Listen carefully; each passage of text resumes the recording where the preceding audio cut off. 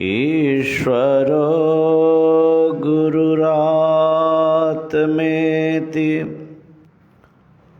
मूर्तिभेद विभागिने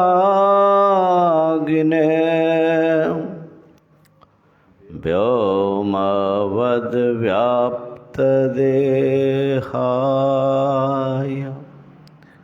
दक्षिणामूर्तये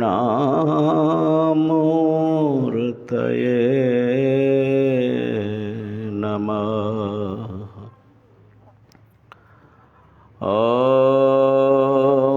शान्ति शान्ति शान्ति।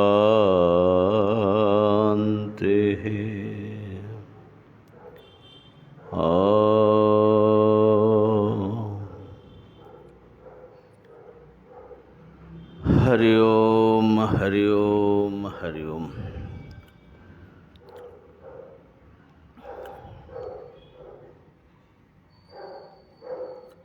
निर्विकल्प समाधि की चर्चा चल रही है।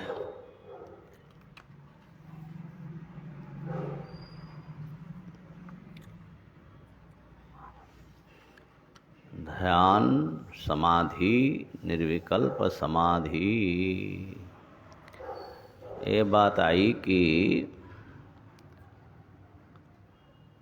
जैसे कीट भ्रमर का ध्यान करते करते अन्य सब क्रिया छोड़कर भ्रमर का ध्यान करते करते भ्रमर स्वरूप को प्राप्त कर लेता है, ऐसे ही जो वेदांत के साधक सद्वस्तु का ध्यान करता है नित्य निरंतर, उसमें आसक्त हो करके अन्य क्रिया छोड़ करके खाली सत के ध्यान में मग्न रहता है, वो सत्स्वरूपता को प्राप्त कर लेते हैं।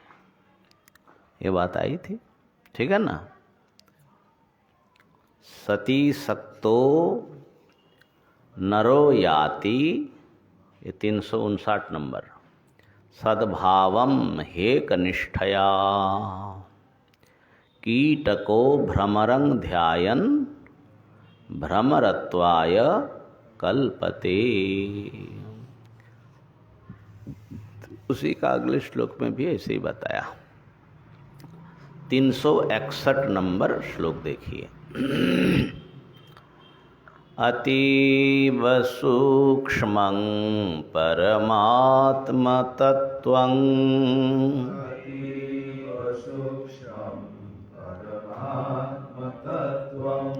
न स्थूलदृष्ट्या प्रतिपत्तुमर्हति।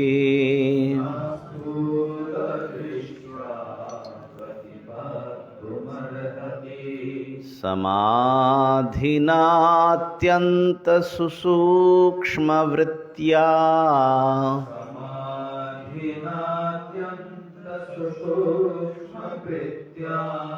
ज्ञातव्यमार्यैरतिशुद्धबुद्धिभिः।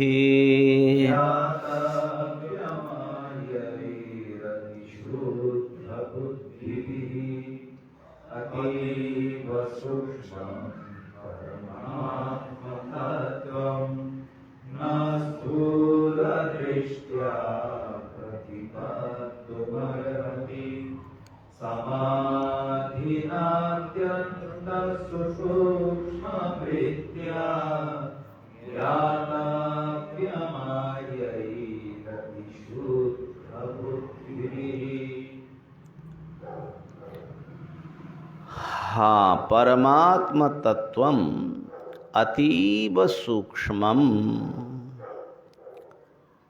परमात्मा का जो स्वरूप है वो अत्यंत सूक्ष्म है, सूक्ष्मतम है।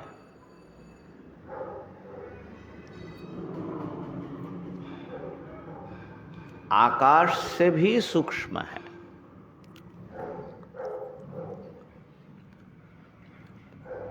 अहंकार महत्त्व और प्रकृति से भी ये सूक्ष्म हैं। अव्यक्तात् पुरुषः परः, अव्यक्त से भी परे है।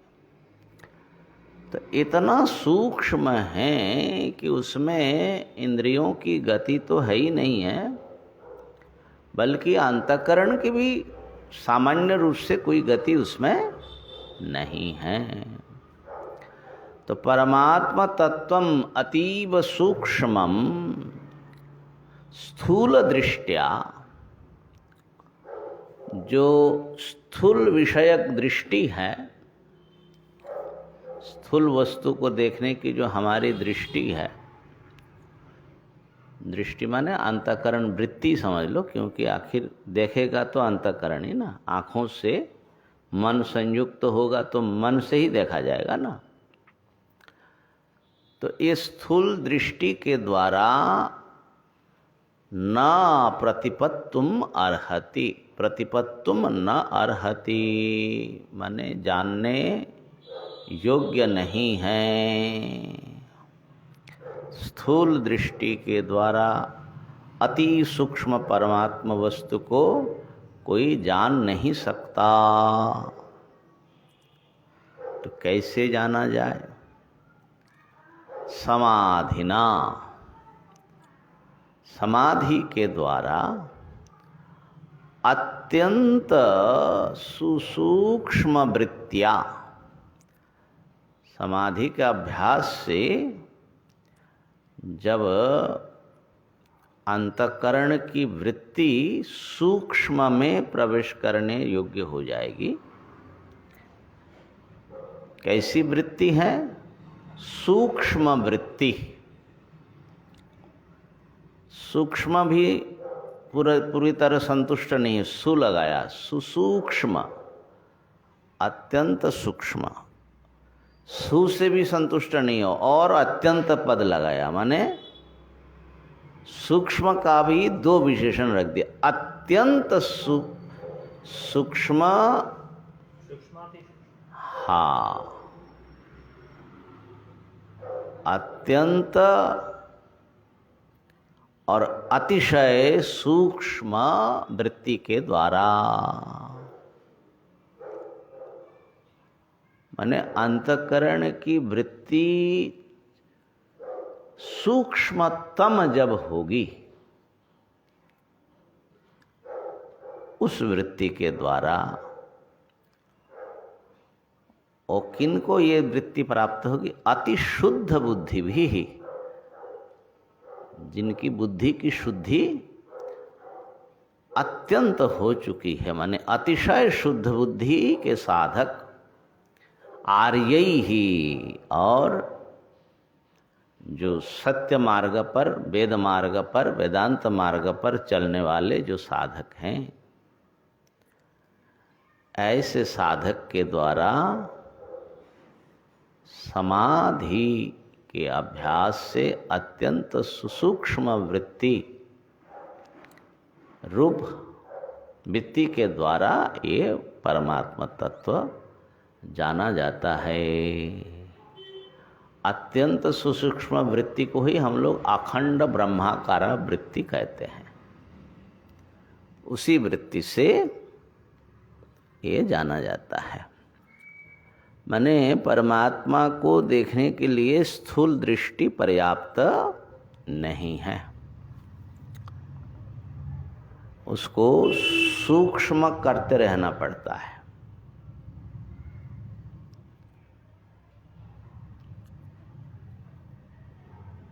अंतःकरण सूक्ष्म कैसे होगा? तो उसके लिए भी समाधि का अभ्यास, पहले तो निर्मलता चाहिए, राग द्वेष आदि छोड़ना पड़ेगा। मैत्री करुणा आदि इसकी चर्चा आई है।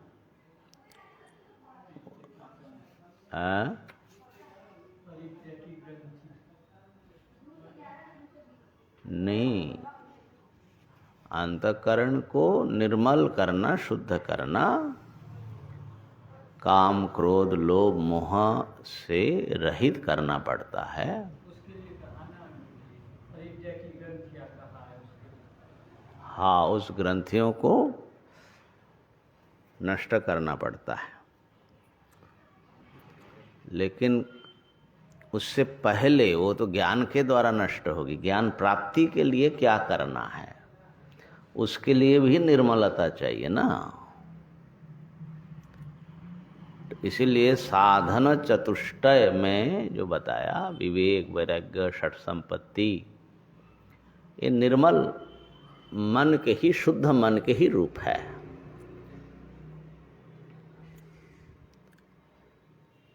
तो निर्मल हो, फिर समाधि का अभ्यास हो, और समाधि भी स्थूल से सूक्ष्म, सूक्ष्म से सूक्ष्मतर वस्तुओं का दर्शन होता जाता है। तो उस व्यक्ति की बुद्धि इतनी सूक्ष्म होती जाती है कि सूक्ष्म वस्तु को वो देखने में समर्थ होता है।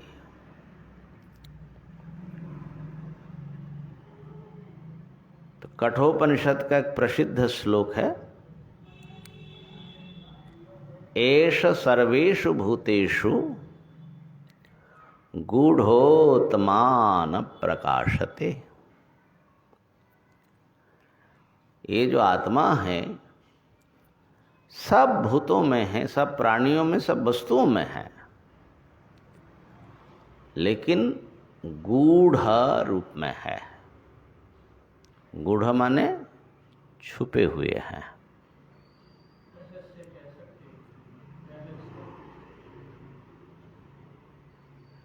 जैसे दूध में मक्खन है कि नहीं, तो दिखता क्यों नहीं है?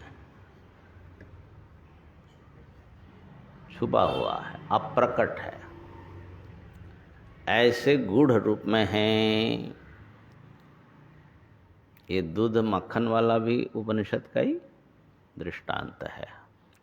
घृतमिव पयसि निगूढ़म भूते भूते वसति विज्ञानम। तो गूढ़ होने से न प्रकाशते, कोई देख नहीं पाता है। तो क्या करे? तो कहा कि सूक्ष्मदर्शी भी ही,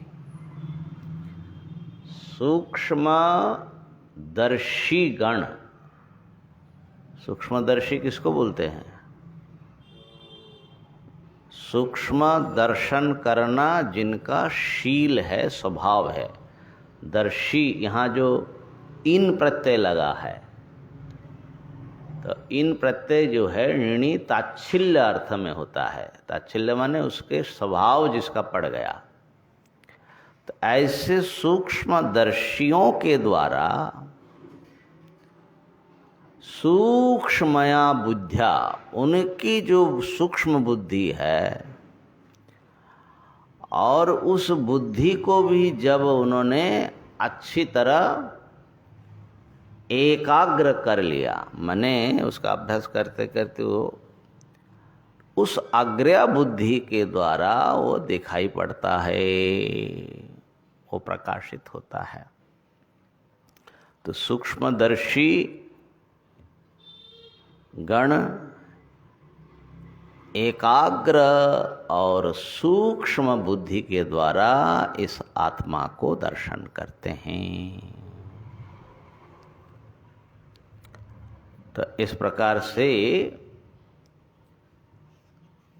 समाधि का अभ्यास करने से चित्त सूक्ष्म होता है और कुछ शुद्ध भी होता है। अगर अच्छे वस्तु का ध्यान करेंगे तो वो शुद्ध भी होता है। पंखा चलाना पड़ेगा।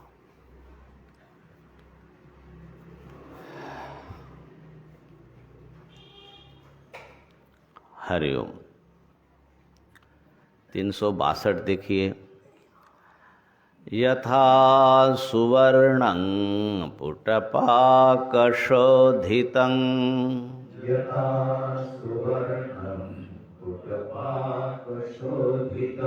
त्यक्त्वामलं स्वात्मगुणं समृच्छति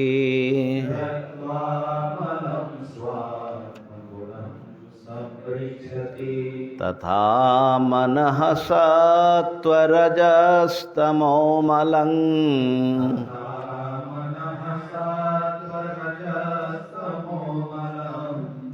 ध्यानेन संत्यज्य समेति तत्त्वम्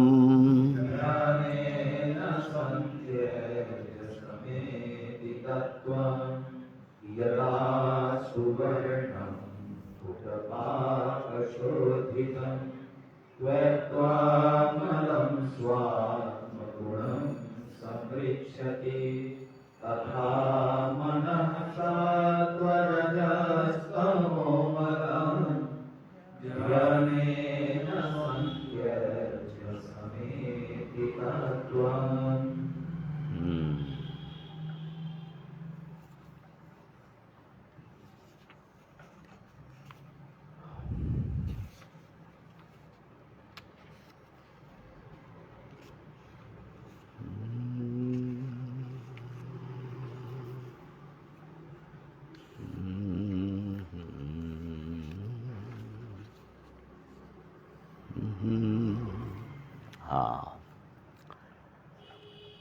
यथा सुवर्णम, जैसे सुवर्ण हैं,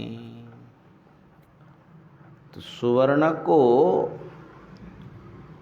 पुटपाक शोधितम, किसी पात्र विशेष में उसको रख करके उसमें अग्नि संयोग किया जाता है, माने उसको तपाया जाता है। उस पाक से वो सुवर्ण शोधित होता है। माने खान से जब सोना निकालते हैं तो उसमें सोने के साथ में बहुत कुछ मिलावट होता है। तो उसको कैसे साफ करते हैं? खाली सोना सोना प्राप्त करना हो, आपकी केमिस्ट्री में है ना, क्या करते उसमें? हाँ हाँ, माने यहाँ सोने का दाम ज़्यादा है इसीलिए। हाँ, तो सुवर्ण के लिए कौन कौन से केमिकल्स उसमें डाल के उसमें गर्म किया जाता है, तो वो गला करके सुवर्ण अलग हो जाएगा, शोधित हो करके, और उसके जो मिलावट है वो अलग किया जाता है, तब वो व्यवहार योग्य होता है ना।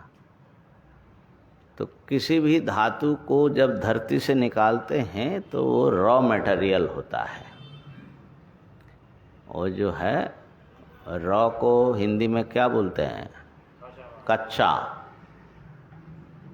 बांग्ला में तो कांचा माल बोलते हैं, और हिंदी में उसको रॉ मटेरियल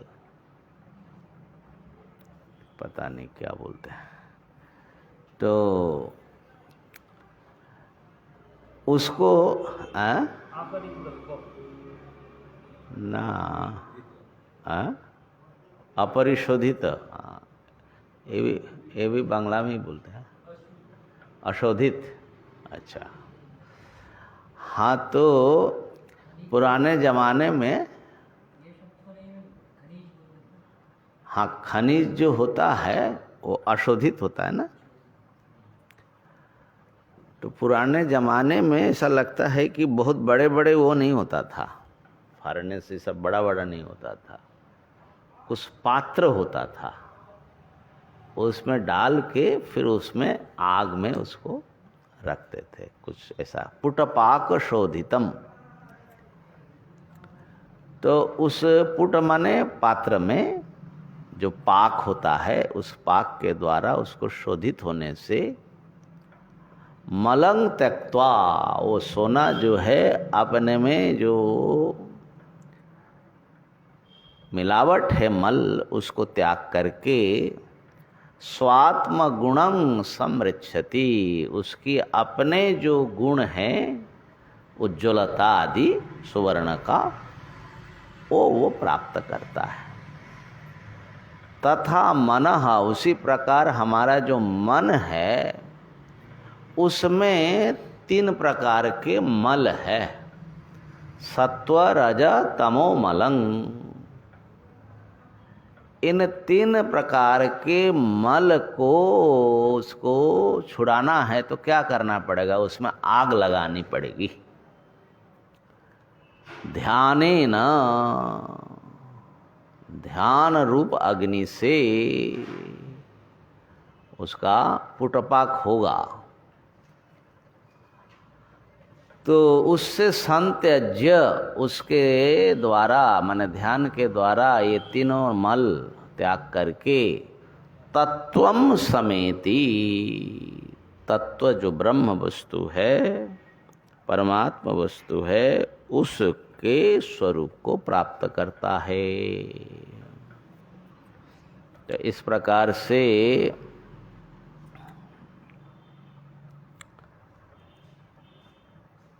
यहाँ जो है मन को शोधित करना पड़ता है। मन में तमोगुण के बहुत प्रभाव, रजोगुण के बहुत प्रभाव और सत्वगुण के भी संसार की ओर खींचने वाला बहुत सारा प्रभाव है। ये सब मल है। इसकी चर्चा विवेक चूड़ामणि में करके आए हैं भाष्यकार। देखो,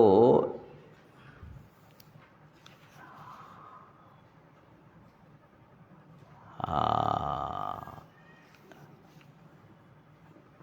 113 से लेकर के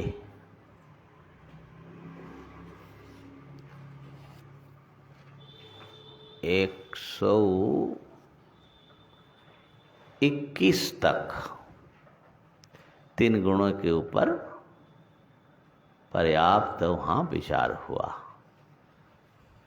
उसका सार ये है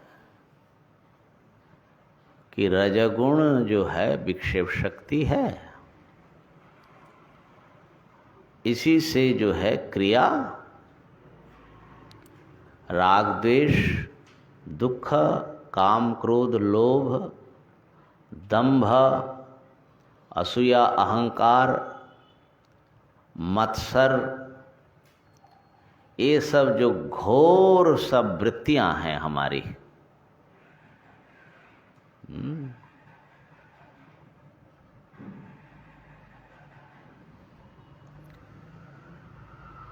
ये सब रजगुण के प्रभाव के कारण है। 113, 14 एक साथ में बोल दिया। ईर्षा बोलते हैं दूसरे के उत्कर्ष को सहन न करना। किसी का उत्कर्ष हो रहा है, उसको देख करके हमको असहन होता है कि इसको कैसे ये सब मिल रहा है, सब सम्मान मिल रहा है, ये कैसे आगे बढ़ गया। ईर्षा। और मत्सर, मात्सर्य, ईर्षा है। और असूया है। असूया बोलते हैं कि दूसरे के गुण में दोष आविष्कार करना। और मत्सर जो है द्वेष भाव रखना, ये सब है। ये सब के सब जो है ना, काम क्रोध लोभ मद दंभ, ये सब ईर्षा असूया अहंकार, साथ में दुख और चंचलता विक्षेप, ये सब रजोगुण का ज़्यादा प्रभाव है। और तमोगुण से क्या होता है? तमोगुण तो और गहरा जो है अभावना। अभावना माने आपको विचारहीनता, जड़ता है ना। विपरीत भावना, उल्टा ही पकड़ेगा। असंभावना, असंभव बुद्धि, मैं ब्रह्म हो ही नहीं सकता हूँ, असंभव है। विप्रतिपत्ति, नाना प्रकार के संशय, ये सब तमोगुण का बताया। साथ में और भी है, अज्ञान है, आलस्य है, जड़त्व है, निद्रा है, प्रमाद है, मूढ़ता है, ये सब तमगुण है। अज्ञान के कारण ही तो मोह और ये होगा ना, फिर अज्ञान तो अलग ही नहीं, माने अज्ञान माने किसी चीज को तुम जान नहीं पा रहे हो, तमगुण का प्रभाव है। एक तो मूल अज्ञान है, उसके 3 गुण हैं, 3 गुण में कौन गुण क्या करता है। और जो सत्वगुण है वो भी अगर मिश्रित सत्व हो तो उसके बड़े अच्छे धर्म होते हैं। क्या है? अमानित्व आदि जो धर्म है एक साधक में, अमानित्वम अदम्भित्वम है ना, और यम नियम योग के, श्रद्धा भक्ति मुमुक्षुता, दैवी संपत्ति, ये सब के सब मिश्रित सत्वगुण के धर्म होते हैं। अब विशुद्ध सत्वगुण का धर्म क्या है? 121 विशुद्ध सत्वस्य गुणा प्रसादः स्वात्मानुभूति परमा प्रशांति तृप्ति प्रहर्ष परमात्मनिष्ठा यया सदानंदरसं समृच्छति। विशुद्ध सत्वगुण का स्वभाव है चित्त प्रसन्न रहेगा, कारण सर्वदा खुश, स्वात्मानुभूति, अपने आत्मा की वास्तविक रूप की अनुभूति उसको होगी, परमा प्रशांति और निरतिशय शांति का अनुभव होगा, आत्मस्वरूप माने शांतम शिवम अद्वैतम का तृप्ति ही भर जाएगा वो व्यक्ति। प्रहर्ष और परम आनंद रहेगा, सदानंद रसम, सर्वदा आनंद रूप रस उसका उछलता रहेगा। परमात्मा निष्ठा, और परमात्मा में ही मैं ब्रह्म ही हूँ, इसी में उसकी स्थिति होगी। ये सब विशुद्ध सत्व के धर्म हैं। तो हम लोगों को कहाँ पहुँचना है?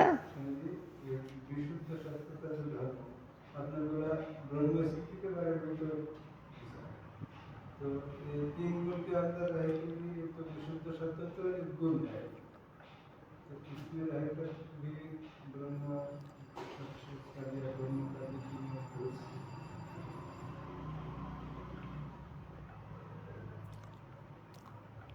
एकमात्र ब्रह्म ही 3 गुण से पारे हैं। तो वो तो अभी भी हैं, अभी भी तो ब्रह्म 3 गुण से पारे हैं। तो उससे क्या हुआ? आप तो 3 गुण से पारे नहीं ना है। तो आपको होने के लिए, आपको जाने के लिए तमगुण को रजगुण से दूर करना, रज को सत्व से दूर करना, और सत्व मिश्रित सत्व को विशुद्ध सत्व से दूर करना है।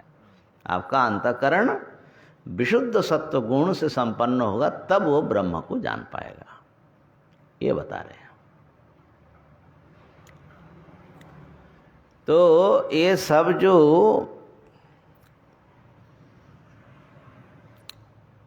मन के मल है महाराज, मन के मल, ऐसा लगता है कि मन जो है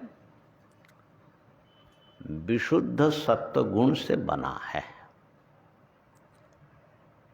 तभी तो मल का दूर हो जाएगा, तो मन एकदम शुद्ध जो है, माने ब्रह्म को पूरा जो है वो दिखा सकेगा, रिफ्लेक्शन पूरा होगा ना।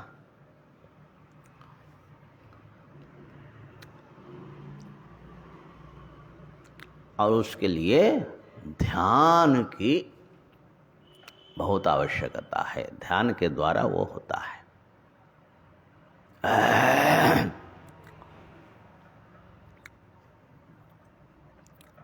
363 देखो, निरंतराभ्यास वशात् तदित्थं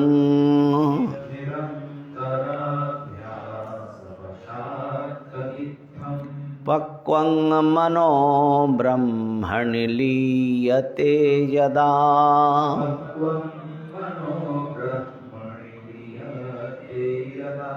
तदा समाधि सविकल्पवर्जितः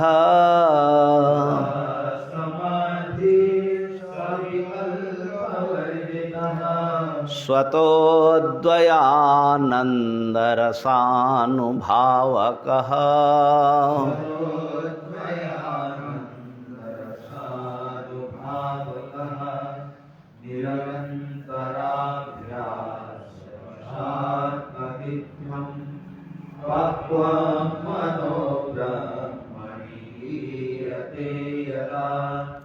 तदा समाधि सविकल्पवर्जितः स्वतोद्वयानन्दरसानुभावकः। निरंतराभ्यास वशात, निरंतर अभ्यास के बल से, अभ्यास के वश,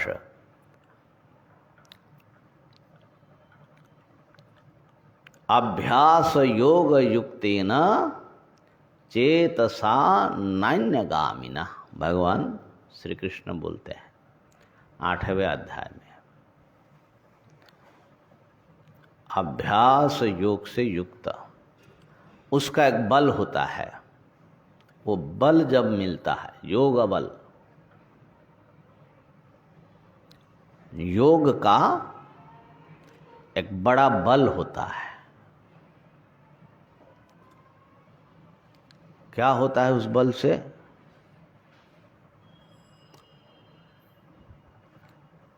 अभी जैसे वो स्वामी जी की बात ले लो या रमन महर्षि की, वो कार्बांकल ऑपरेशन कर रहे हैं, वो जो है मन जो है समाधि में लगा दिया, उसको सुई लगाने की ज़रूरत ही नहीं है, मूर्छित करने की ज़रूरत नहीं है। जैसा चाहा मन को वहाँ से उठा करके वहाँ रख दिया, बस इतना ही है। ये जो अभ्यास का बल है, जब मर रहे हैं, मान लो सारा प्राण खींच रहा है, तो योग बले न भ्रूर मध्य प्राणम अवश्य सम्यक, सीधा वहाँ उठा लिया। अब मरो करो जो करना है, सब काटो पीटो, क्या करना है। तो कितना बड़ा बल होगा, माने योग बल कोई मामूली बल नहीं है। और ये योग क्या है? अभ्यास योग, माने आपने धारणा ध्यान समाधि का अभ्यास जो निरंतर किया है, उसका बल होता है। जैसे कोई व्यायाम करता है तो उसका शारीरिक बल होता है, अध्ययन करता है तो उसका ज्ञान का बल होता है, ऐसा योग का, ध्यान का भी अपना भाई बल है। तो निरंतराभ्यास वशात, निरंतर अभ्यास के बल से, तद इत्थम, ये जो पूर्व में वर्णित जो किया किस प्रकार वो जो है मन शुद्ध हो करके, पक्वं मनहा, मन जब अच्छी तरह उसका परिपाक हो जाता है, माने शोधन हो जाता है मन का, जब मन हमारा विशुद्ध सत्व वाला बन जाता है, ऐसा मनहा यदा ब्रह्मणि लीयते, जब ब्रह्म में विलीन हो जाता है, माने निर्वृत्तिक रूप होकर के अवस्थान करता है, तदा उस समय समाधि, ससमाधि, उस समय वो समाधि होती है। कौन सी? विकल्प वर्जिता, विकल्प शून्य जो समाधि है, माने निर्विकल्प समाधि। वो समाधि जो है कैसा होता है? स्वतः अद्वयानंद रसानुभावकः, अद्वैत आनंद रस का अनुभव कराने वाला, बिना प्रयत्न से अनुभव कराने वाला वो समाधि उस समय जो है वो उद्भूत होता है। तो माने मन को पकाना पड़ेगा, तभी वो जो है निर्विकल्प समाधि प्राप्त कर सकेगा। तो ब्रह्म विचार करते हुए जब साधक ब्रह्म स्वरूप आत्मा में या सद ब्रह्म में मन को स्थिर करने लगते हैं तो उस समय उसके मन की शुद्धि और एकाग्रता के अनुसार कई प्रकार के स्तर सामने आता है, कई प्रकार की कक्षाओं पर वो चढ़ता है धीरे धीरे धीरे धीरे। तो समाधि में जब जाते हैं ब्रह्म समाधि, तो उसमें भी दो प्रकार की समाधि माना, सविकल्प निर्विकल्प। सविकल्प समाधि, सविकल्प का मतलब होता है विकल्पेन सह वर्तते। हाँ, वो सब सविचार निर्विचार वाला जो है वो योग के अनुसार है। हम तो ब्रह्म समाधि की बात कर रहे हैं, तो नीचे हैं, तो नीचे से शुरू करें। माने स्थूल से सूक्ष्म में जाना होता है, सूक्ष्म से स्थूल में आने की जरूरत तो खास नहीं है। तो जैसे किसी को वो सीखना है धनुर्विद्या या क्या बोलते हैं शूटिंग, तो उसको पहले स्थूल लक्ष्य दिया जाता है। इतना बड़का जो है गोला दिया जाता है, उसको लगाओ, स्थूल लक्ष्य। फिर वो गोला जो है छोटा होता जाता है, ठीक है ना। अब धीरे धीरे जो है वो एकदम टू द पॉइंट टारगेट करता है। ऐसे ही पहले स्थूल लक्ष्य में समाधि लगानी पड़ती है। स्थूल लक्ष्य क्या है? स्थूल लक्ष्य जैसे परमात्मा की एक सुंदर विग्रह रख लो जिसमें आपका प्रेम हो, मन लगे, या और भी बहुत कुछ हो सकता है।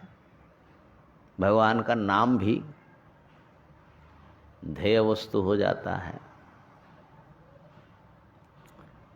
अब उसमें बार बार उनका चिंतन करते करते करते करते जब आप अन्य चिंता रहित हो करके केवल मात्र उसमें आपका मन टिक जाएगा, उससे बाहर नहीं जाएगा, तो आपकी धारणा हुई। धारणा में भी मन उसमें घूमता रहता है, और गहरा समाधि होगा तो वो जो है ध्यान बन जाएगा तैलधारावत, और गहरा हो जाएगा तो आप और उस ध्येय वस्तु के भेद विकलित हो जाएगा। तो ये जो है समाधि हुआ स्थूल वस्तु में। अब उसमें जो है स्थूल में दो प्रकार की समाधि होती है, सवितर्क निर्वितर्क। अगर उसका आपका ध्यान लगा, समाधि लगी, लेकिन उस वस्तु का नाम गुण आदि आदि जो आपके स्मरण में आ रहा है, नाम तो दिखता नहीं है, लेकिन हम लोग जब वस्तु देखते हैं तो नाम जरूर फट से याद रहता है, ठीक है। देश काल भी याद रहता है, जहाँ देख रहे हैं ना उस। तो ये सब जो है इसका मतलब है कि ध्येय वस्तु में समाधि तो लगी, लेकिन हमारी जो स्मृति है उसके विषय में जो हमारे कॉन्सेप्ट्स है वो अभी भी कॉन्टामिनेट कर रहा है, उसको अशुद्ध कर रहा है। माने प्योर एक्सपीरियंस नहीं है, मेमोरी सप्लाई कर रही है।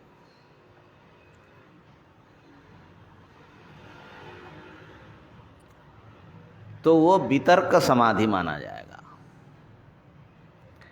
अब ये जब स्मृति का परिशोधन हो जाएगा, आपके एक्सपीरियंस माने अनुभूति तो प्रत्यक्ष अनुभूति है। अब अनुभूति से स्मृति जब अपना काम करना छोड़ देगा, विशुद्ध अनुभूति में जब आप रहेंगे तो उसका नाम हो जाएगा निर्वितर्क समाधि। निर्वितर्क समाधि के अभ्यास से अब इस स्थूल जो वस्तु आपने देखा उसके भीतर उसका कारण दिखाई पड़ेगा।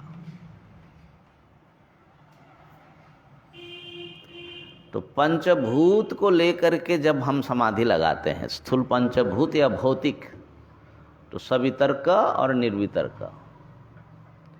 जैसे कपड़े देख रहे हैं लेकिन धागा नहीं देख रहे हैं। आप जब धागा ही दिखने लग जाए तो कपड़ा गायब होगा कि नहीं? ऐसे ही पंचभूतों के भीतर जो है पंच तन्मात्राएं होती है सूक्ष्म। तो सूक्ष्म विषय में जब आप चले जाएंगे तो स्थूल छोड़ करके सूक्ष्म में अब आप धारणा ध्यान समाधि लगाना शुरू किया।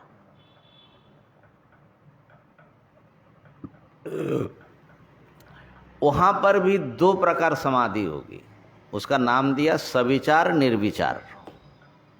कार्य कारण भाव से सहित अगर होगा देश कालादि का भान के साथ में तो वो सविचार, और अन्य सब छूट जाए तो निर्विचार।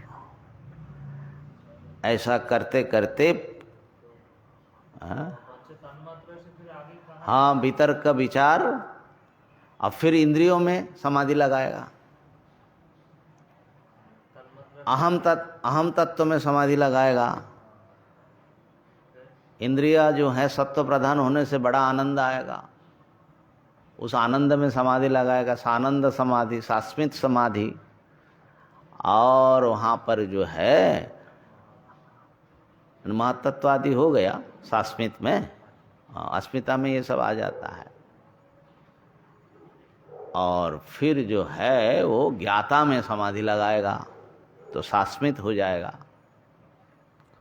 ये बात बताया ना, वितर्क विचार आनंद अस्मिता रूपानुगमात संप्रज्ञातः, ये सब संप्रज्ञात समाधि है। तो यूँ समझ लो, स्थूल उससे सूक्ष्म, उससे सूक्ष्म, उससे सूक्ष्म करके अभी आ रहा है। हमारे वेदांत के हिसाब से भी हम बताएंगे। तो लेकिन यहाँ पर इन सब समाधि की बात नहीं कर रहे, ब्रह्म समाधि की बात कर रहे हैं। सबका कारण, सबका अधिष्ठान स्वरूप जो सदरूप ब्रह्म वस्तु है सर्वव्यापक, उसमें समाधि लगाने की बात यहाँ पर चल रही है। तो समझ लीजिए सबसे सूक्ष्म वस्तु में समाधि लगाना है। तो उसमें जब समाधि लगती है एक अद्वितीय सद ब्रह्म में, तो वो दो प्रकार होता है। उसको वेदांतियों ने सविकल्प निर्विकल्प विभाग किया। तो सविकल्प क्या है? वहाँ त्रिपुटी दिखेगी, ज्ञाता ज्ञेय ज्ञान दिखेगा, लेकिन ये सब ब्रह्म रूप है ऐसा उसको भान रहेगा। द्वैत भान रहेगा लेकिन अद्वैत का भान होगा। ब्रह्म जैसे ही बने, सत रूप में अनुभव कर रहे हो कि नहीं कर रहे हो? तो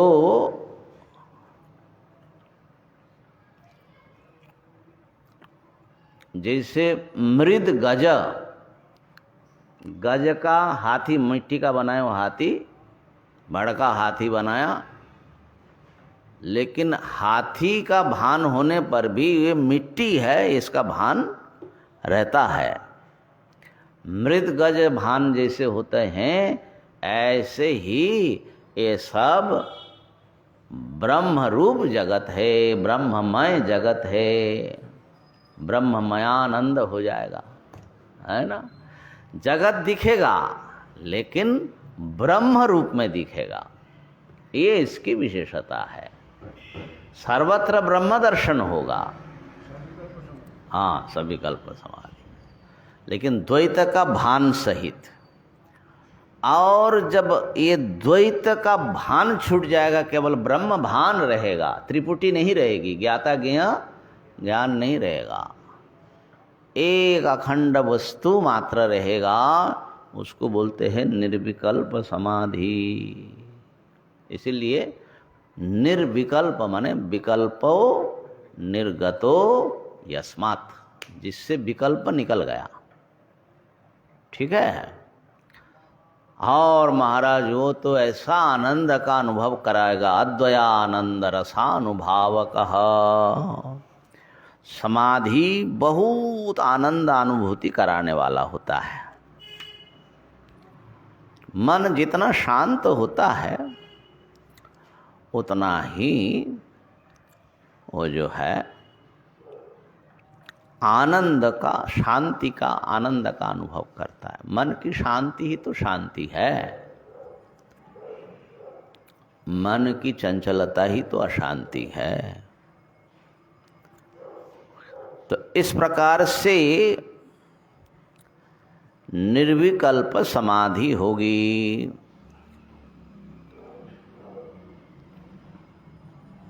यहाँ पर विचारकों में, माने आचार्यों में दो भेद है। कुछ लोग कहते निर्विकल्प समाधि में भी वृत्ति रहती है, लेकिन वृत्ति का भान नहीं रहता। कुछ कहते हैं कि वृत्ति नहीं होती, केवल निर्वृत्तिक अंतःकरण ही वहाँ पर रहता है। ये जो है थोड़ा मतभेद है। ये तो खाली आपको मैंने एक संस्कार डालने के लिए बोला, अभी कितना दिमाग में घुसेगा ये तो परमात्मा ही जाने। पंचदशी के प्रथम प्रकरण में ही इस विषय पर विचार किया। पंचदशीकार मानते हैं कि वृत्ति रहती है। बहुत लोग मानते हैं कि केवल प्रलय में ही या मृत्यु में ही मन निर्वृत्तिक होता है। तो इसमें कोई बहुत बड़ी कोई ज़्यादा बात नहीं है। सब वृत्ति का जब लय माने नहीं होता तो निर्वृत्तिक जो अंतःकरण की अवस्था है उसको निरुद्ध अवस्था योग के सूत्र हिसाब से बोलते हैं। तो वो भी एक अवस्था तो है मन की, तो उसका भी संस्कार पड़ सकते हैं, उसको एक वृत्ति माना जाए। तो हाँ,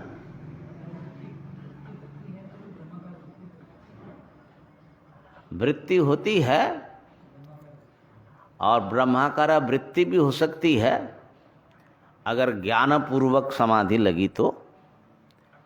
माने ब्रह्माकार वृत्ति भी दो प्रकार होती है ना, भावना पूर्वक, भावना किया आपने शास्त्र के अनुसार अभ्यास करके, तो उससे भी समाधि लग सकती है।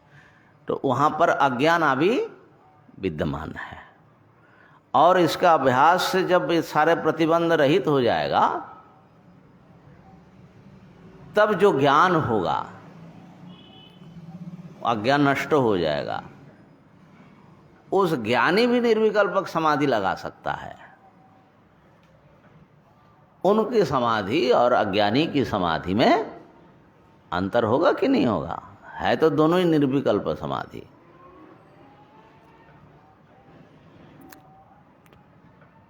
समझ रहे बात को? क्यों? समाधि का अभ्यास करेगा, ज्ञान नहीं हुआ लेकिन समाधि हुई। समाधि और ज्ञान अलग चीज है। हाँ,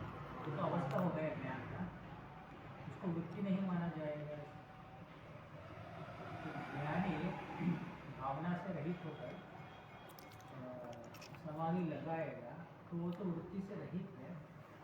कुछ लोग मानते हैं, स्वीकार करते हैं कि वहाँ पर वृत्ति है, और कुछ लोग नहीं मानते हैं कि वृत्ति नहीं है।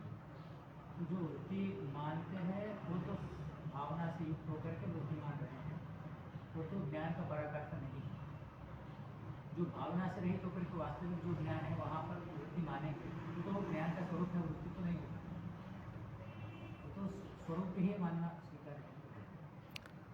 तो चलो अभी देखते हैं क्या यहाँ पर विचार क्या आता है। यहाँ पर आ रहा है अभी। तो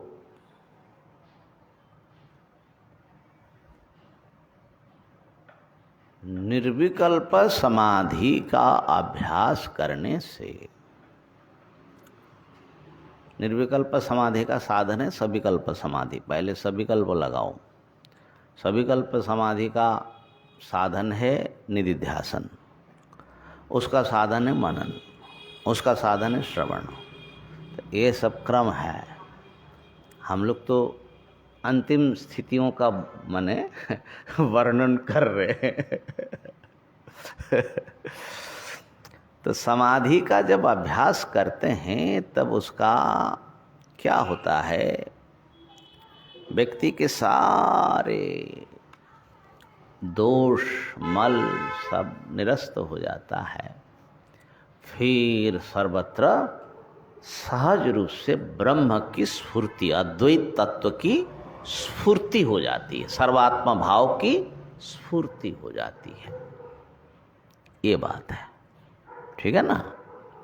देखो 364 समाधिना नेन समस्त वासना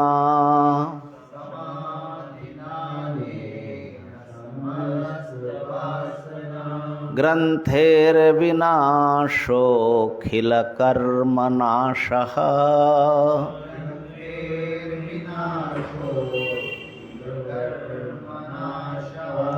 अंतर्बहिः सर्वत एव सर्वदा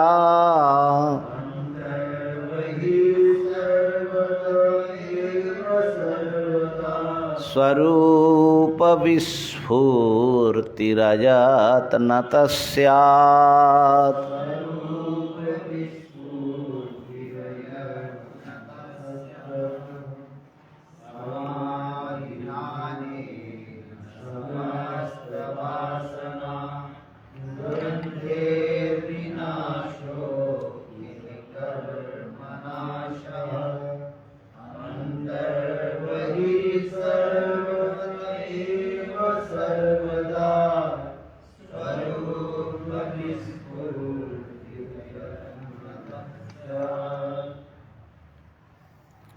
अनेन समाधिना, इस निर्विकल्प समाधि के द्वारा समस्त वासना ग्रंथि का विनाश हो जाएगा और फिर जो है अखिल कर्मनाशः, आपके सारे कर्म के बंधन सब नष्ट हो जाएंगे। अंतर बही, अंदर और बाहर सर्वतः सब प्रकार से सर्वदा हमेशा स्वरूप विस्फूर्ति, अपने ब्रह्म स्वरूप की स्फूर्ति अयत्नतः स्यात्, बिना यत्न के होगा। इसका ऐसा अन्वय लगाना चाहिए, इस समाधि के द्वारा स्वरूप की विस्फूर्ति होगी, माने ब्रह्म साक्षात्कार हो जाएगा। ब्रह्म साक्षात्कार कैसा है? अच्छा, वो भी अयत्नत होगा, बिना यत्न का। हमने कहा था ना कि पुरुष यत्न से एक ब्रह्मकार वृत्ति बनाती है और बिना यत्न का जो होगा सहज रूप से उनकी ओर से होगा। बिना यत्न का स्वरूप विस्फूर्ति ही, सस्वरूप की स्फूर्ति होगी। कहाँ होगा, कैसा होगा, कब होगा? कहा कि सर्वदा होगी। सर्वदा, सर्वदा कैसे होगी? सुषुप्ति में भी होगी। अब सर्वदा का मतलब तो यही है। इसका मतलब है कि जो ज्ञानी है वो सुषुप्ति में अज्ञानी नहीं बनते।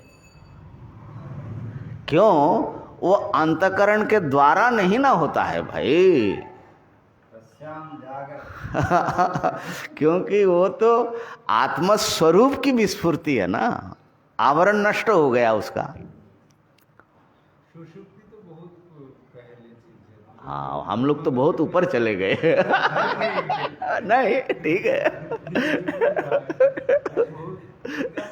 सब दिन हो जाता है। बट जिसका नींद नहीं आ रहा ऐसा नहीं जो उसको भी ऐसा होगा। अच्छा, सर्वदा होगी सर्वत एव, और सब प्रकार से ब्रह्म ही ब्रह्म है। माने कोई ऐसा नहीं कि ब्रह्म में कुछ और दूसरा कुछ भेद रह जाए। और अंतर बही, चाहे अंतर्मुख होकर के बैठे हो, चाहे चल फिर रहे हो। रमन महर्षि शायद इसी को बोलते थे कि भाई ये सहज समाधि बोलते थे ना। लोग जब निर्विकल्प समाधि की बात पूछते थे, बोले उससे भी बड़ी समाधि है सहज समाधि। सहज समाधि मतलब जो हमेशा आपके साथ समाधि रहे। आप बैठे हो, उठे हो, खा रहे हो, सो रहे हो, है ना। तो ऐसे जब स्वरूप की विस्फूर्ति होने लगेगी तब क्या होगा, समस्त वासना ग्रंथियां ध्वस्त हो जाएगी। भिद्यते हृदय ग्रंथि, और अखिल कर्म नष्ट हो जाएगा। माने आप मुक्त पुरुष हो जाएंगे।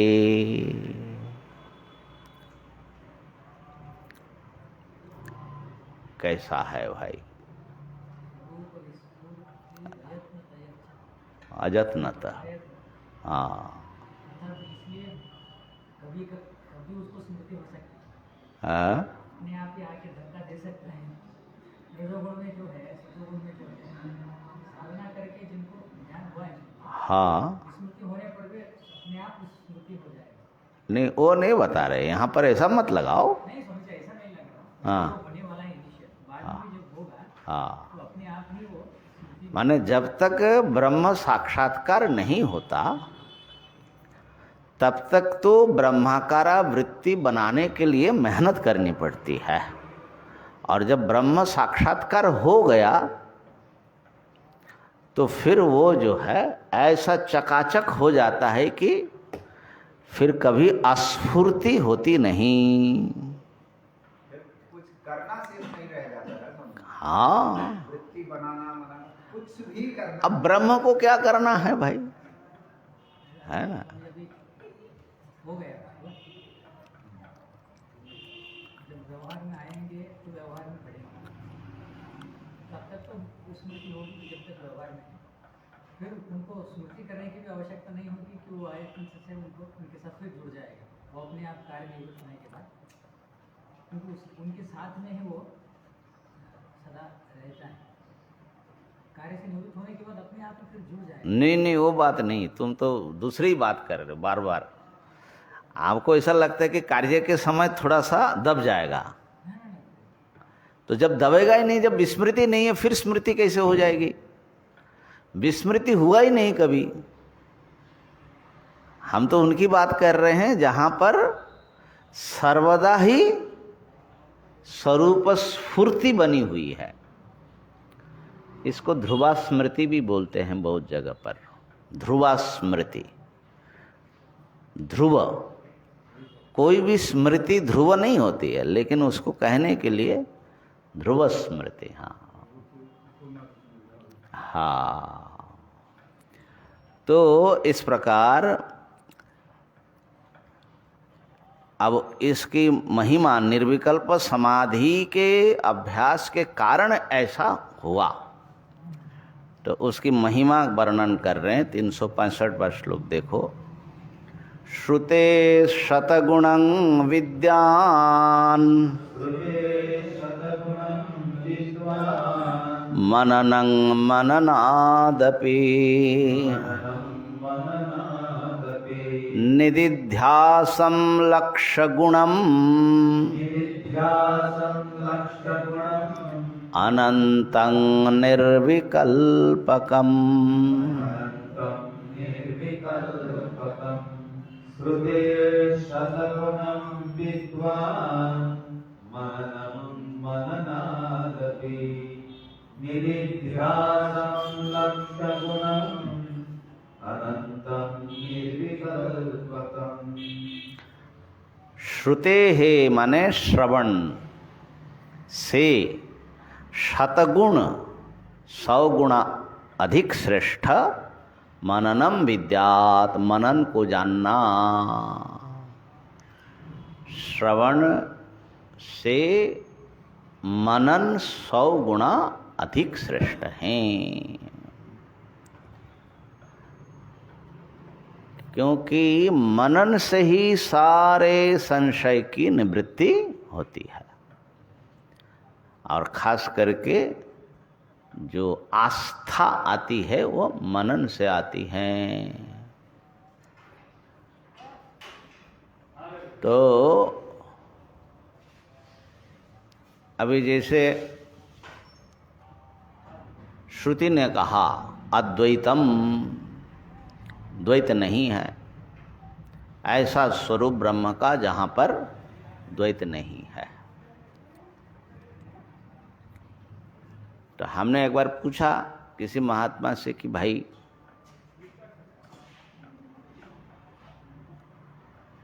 द्वैत कैसे नहीं है,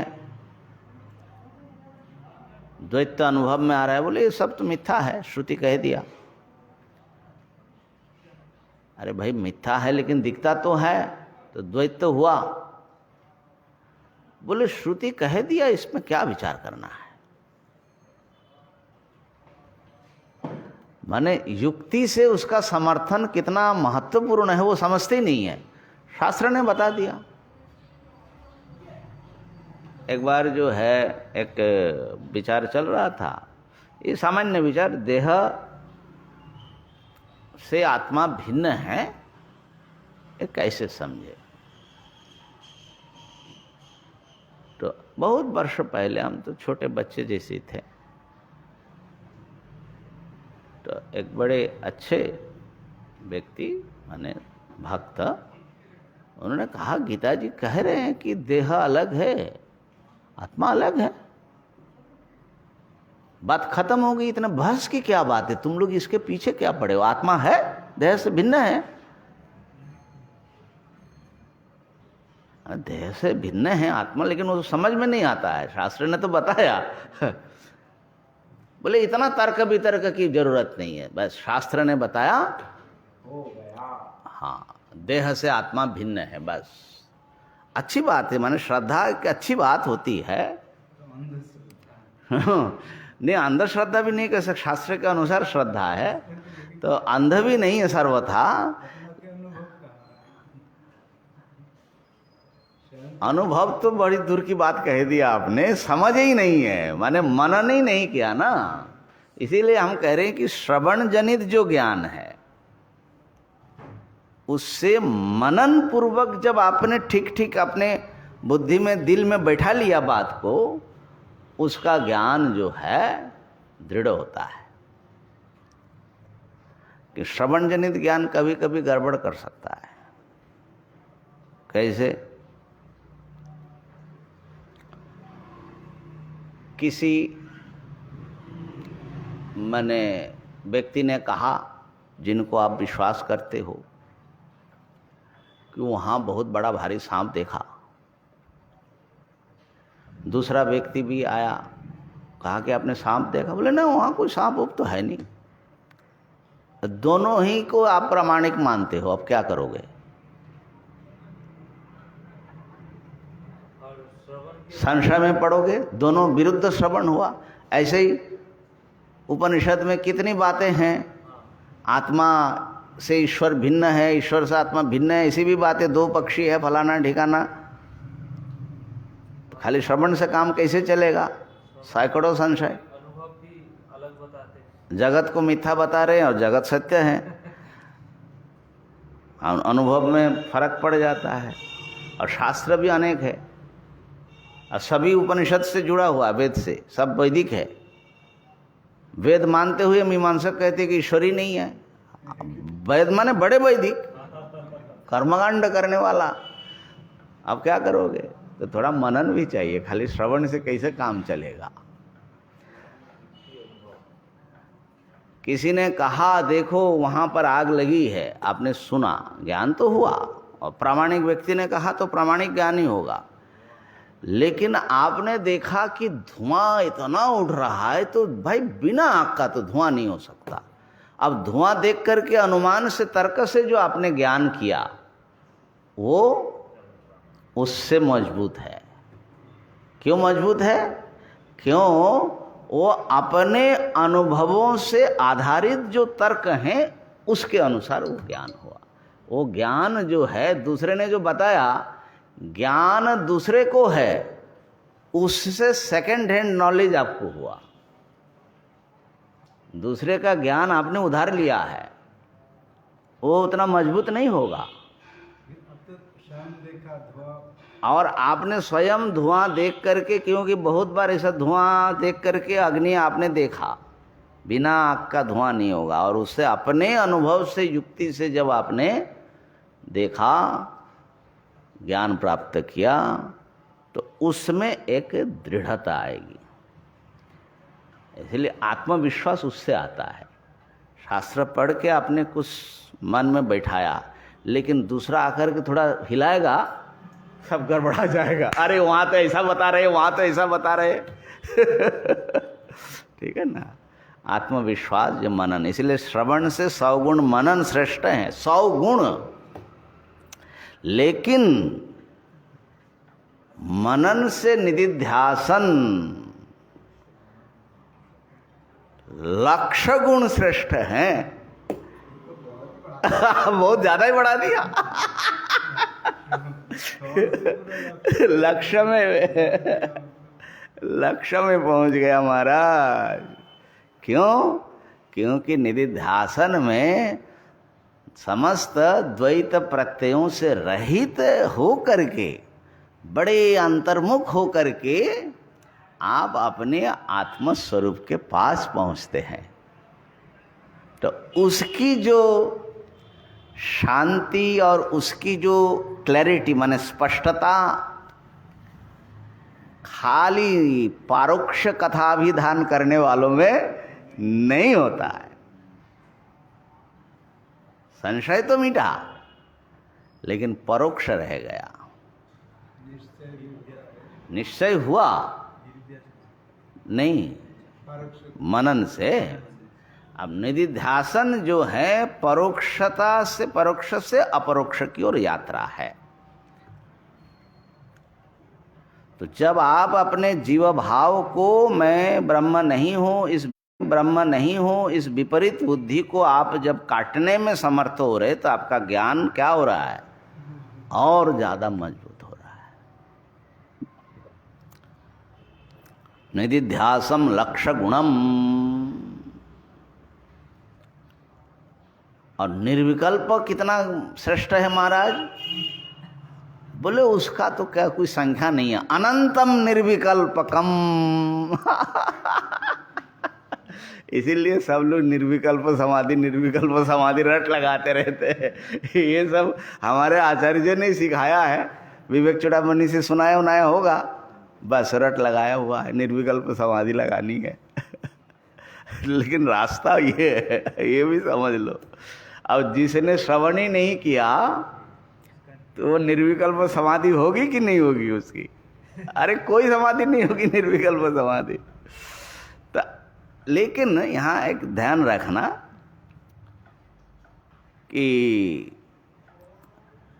आमतौर पर वेदांत में निर्विकल्प समाधि की चर्चा नहीं है। श्रवण मनन निधिध्यासन, आत्मा बारे द्रष्टव्य, श्रोतव्य, मंतव्यो, निधिध्यासितव्य। और निधिध्यासन के बाद साक्षात्कार।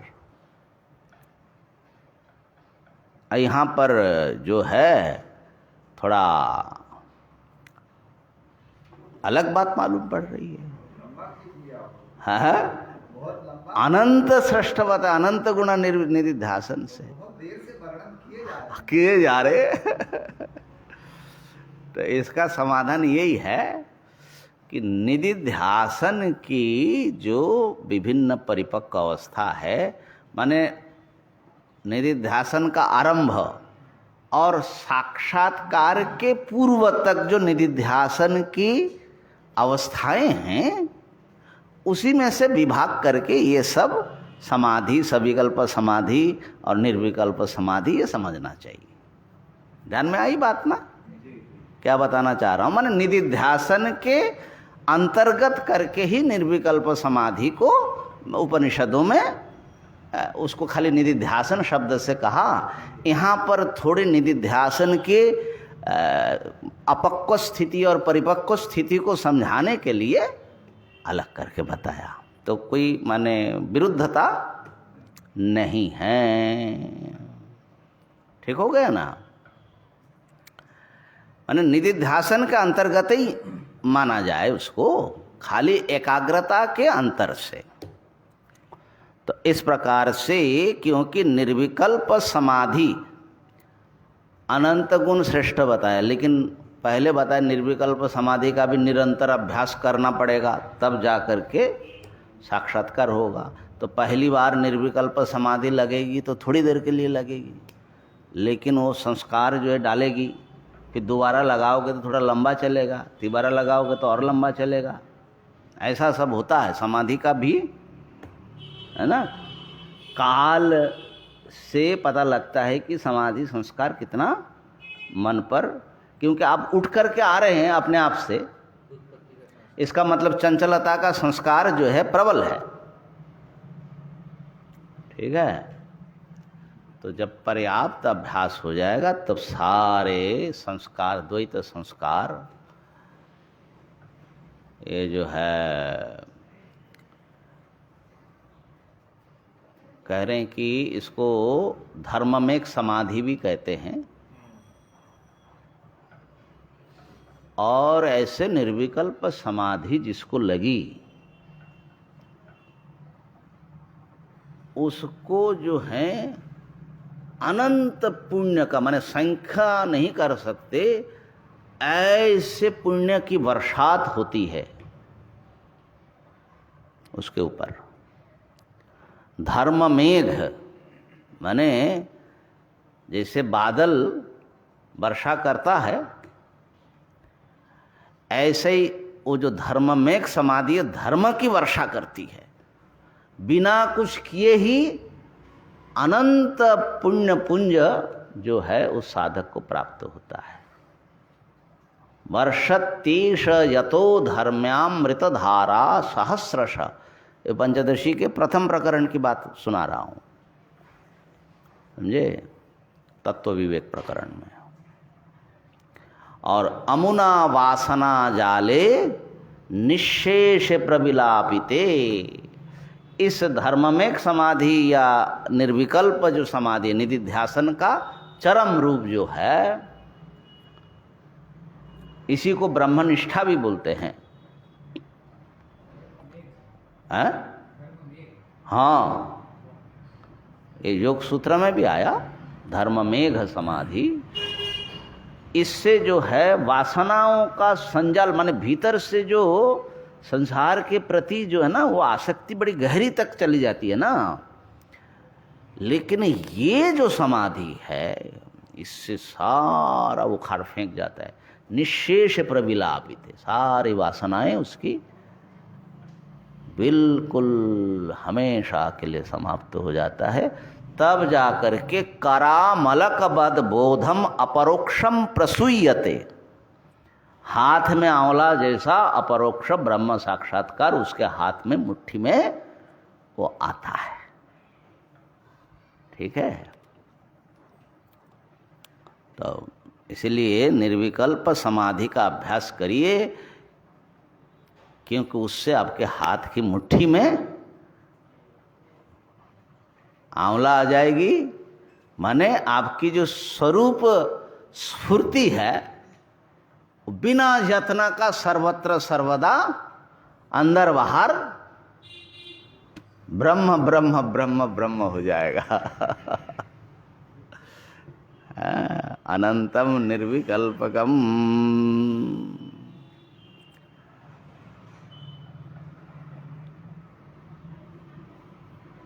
तो इस प्रकार से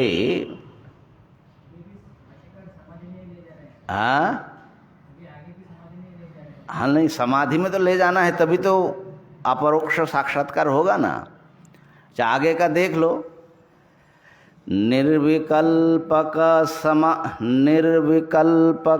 समाधिना स्फुटम् निर्विकल्पकसमाधिना स्फुटम् ब्रह्मतत्त्वमवगम्यते ध्रुवम् ब्रह्मतत्त्वमवगम्यते ध्रुवम् नान्यथा चलतया मनोगतेः अन्यथा चलतया मनोगतेः प्रत्ययान्तरविमृश्रितं भवेत्। प्रत्ययान्तरविमिश्रितं भवेत्।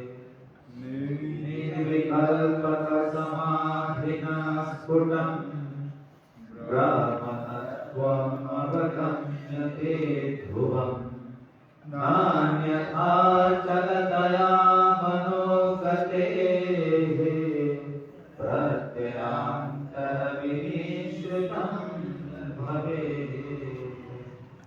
निर्विकल्प समाधि के द्वारा ब्रह्म तत्व स्फुटम अवगम्यते, बड़े स्पष्ट रूप से जाना जाता है। ध्रुवम अवगम्यते माने अवश्य ही निश्चित रूप से वो जाना जाता है। तो निर्विकल्प समाधि ज्ञान का, ब्रह्म साक्षात्कार का पक्का साधन है। अन्यथा न, अगर निर्विकल्प समाधि नहीं है तो अन्य स्थिति में मन ब्रह्म को नहीं जान सकता। क्यों? मनोगते हे चलतया, मन के जो गति है वो चंचल है, तो इसलिए प्रत्यांतर विमृश्रितम भवेत्। अन्य स्थिति में कोई ना कोई भिन्न नाम रूपात्मक प्रत्यय भी, ज्ञान भी उसके साथ में मिला रहेगा। तो इसलिए उसके बिना जो है आप ब्रह्म को सुस्पष्ट रूप से जान नहीं सकते। माने चंचल मन के द्वारा ब्रह्म को नहीं जाना जाएगा। है?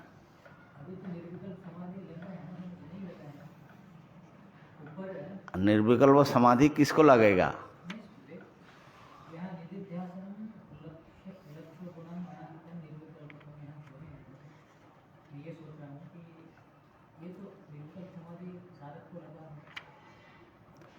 मन को, मन की ही एक स्थिति का नाम निर्विकल्प समाधि है। सुनो, तो मन की स्थिति वही ना निर्विकल्प समाधि है। निर्विकल्प समाधि मतलब क्या? एक मनस्थिति है, ठीक है। निर्विकल्प समाधि से पूर्व की जो मनस्थिति है, अन्य चंचलता छोड़ दो, श्रवण मनन निधिध्यासन जो कर रहे हो, उस समय भी मन कुछ सक्रियता रखेगी कि नहीं रखेगी? तो उस श्रवण मनन निधिध्यासन की स्थितियों में यद्यपि ब्रह्म चिंतन आप कर रहे हैं, लेकिन वहां पर प्रत्ययांतर मिश्रित होगा। केवल निर्विकल्प, अब सविकल्प समाधि भी लग गए, लेकिन वहां अद्वैत दर्शन के साथ द्वैत का भी तो दर्शन होगा।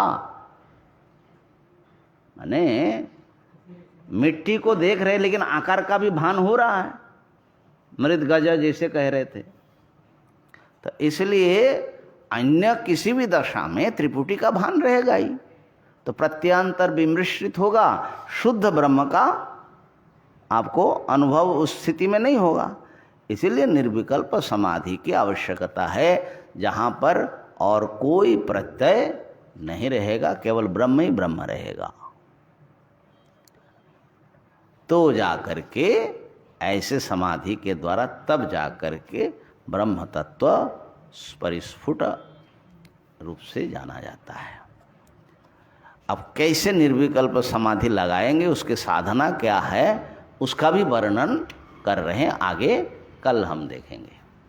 ओम पूर्णमदः पूर्णमिदं पूर्णात्